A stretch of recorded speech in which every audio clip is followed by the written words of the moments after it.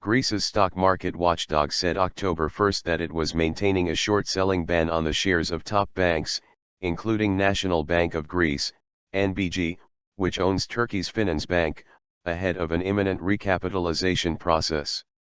The measure shall be in force October 1, November 9, the Capital Market Commission said in a statement. Any additional pressure on the listed stocks of credit institutions could have consequences, it said.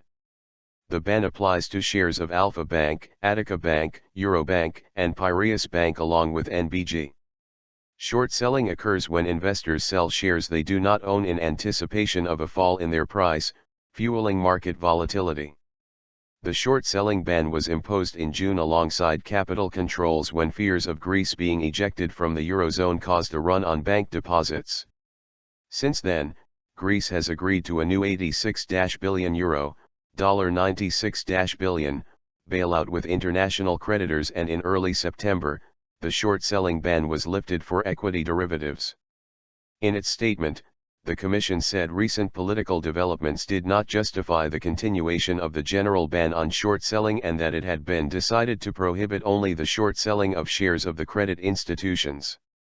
Greek banks are to be recapitalized by December, before new EU-wide bank rescue regulations that could affect depositors come into play in 2016. Close to €25 billion have been set aside under the latest aid plan to recapitalize Greece's ailing banks, although this amount could change depending on the outcome of stress tests currently being carried out by the European Central Bank. Turkism media reported last week that NBG was preparing to sell its whole stake in Finansbank, a shift from an initial plan to sell 40%. Daily Millayet said one French and two Middle Eastern potential buyers were interested in the acquisition.